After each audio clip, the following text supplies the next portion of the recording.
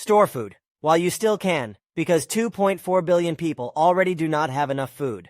As this new global famine accelerates. July 16th, 2023 by Michael. Global food supplies just keep getting even tighter, and global hunger has risen to extremely alarming levels.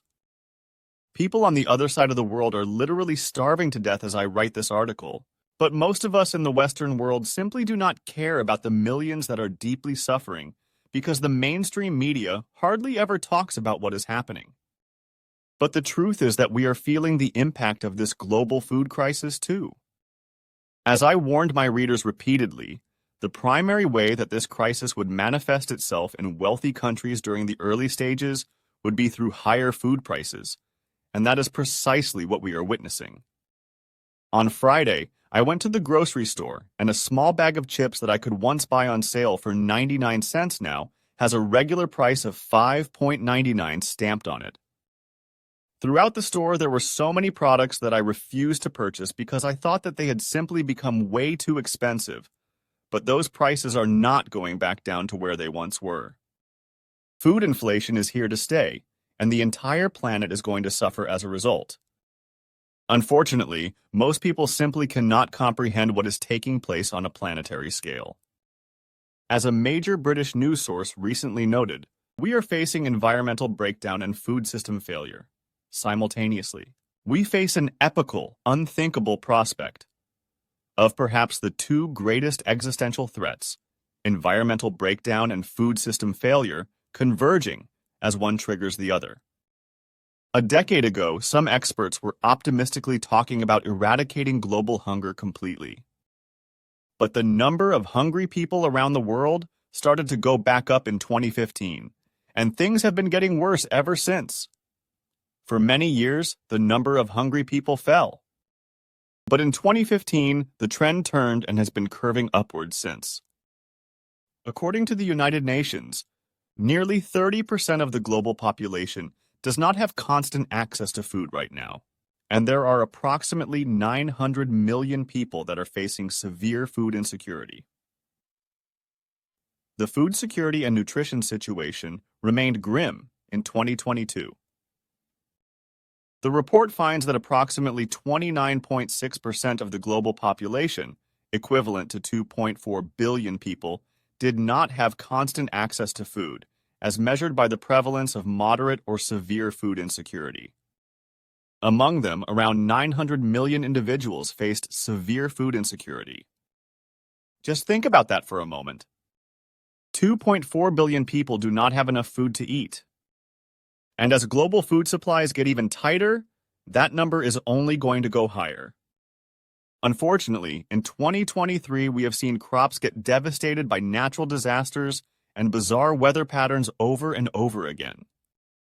For example, in areas of Vermont that have been hammered by flooding this month, many farmers have completely lost all of their crops.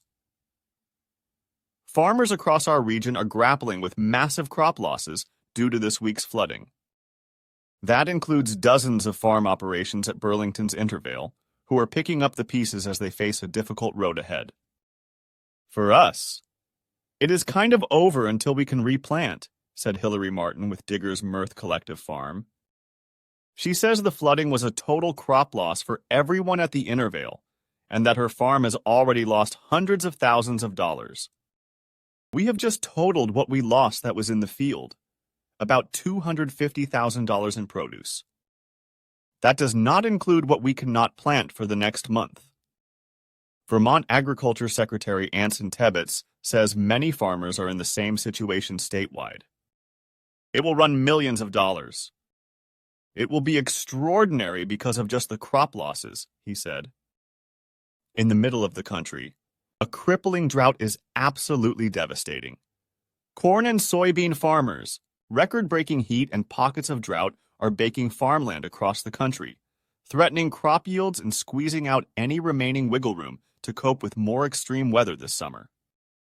Throughout the Sun Belt, an extended heat wave is sending temperatures soaring into the triple digits and risking heat stress to crops. At the same time, breadbasket states in the Midwest are struggling to manage a drought that's affecting some areas for a second year in a row. Nearly two-thirds of Kansas is in severe, extreme, or exceptional drought, according to the U.S. Drought Monitor, and about half of Missouri and Nebraska are in the same rough shape. Of course, it isn't just the U.S. that is being hit extremely hard. As I explained last week, tomato prices in India have gone up by 400% due to the historic disasters that nation has been dealing with. In central Canada, one farmer hasn't had a good crop since 2016 due to the seemingly endless drought that has plagued Saskatchewan. 7 is often considered a lucky number, but not for Tyson Jacksteed. That's how many consecutive years of drought his family has now gone through on their west-central Saskatchewan farm near Golden Prairie. The last good crop was in 2016, he said, with the rain from that year carrying them through the next. But since then, it's just been a downhill slide of drought. We're in survival mode, he said last week. Unfortunately, conditions are only going to get more difficult for farmers around the globe in the years ahead. So I would encourage you to stock up while you still can. I know that prices may seem high now, but they are only going higher.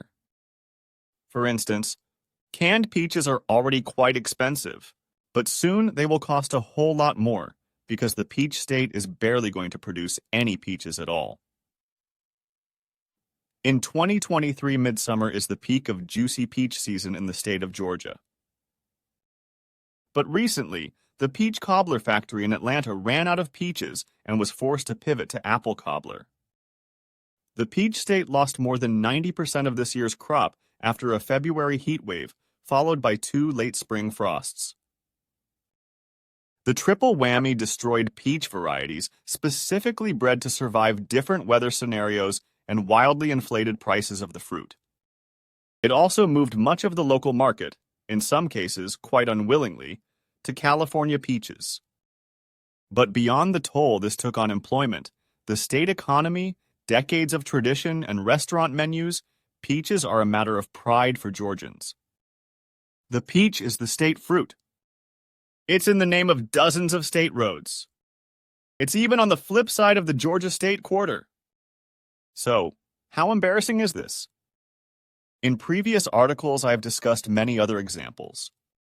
All over the world, food producers are facing unprecedented challenges. You can believe that things will eventually return to normal if you want, but the truth is that a return to normal is simply not in the cards. We really have reached a major tipping point, and from this moment forward, we really are going to see things happen that once would have been unimaginable.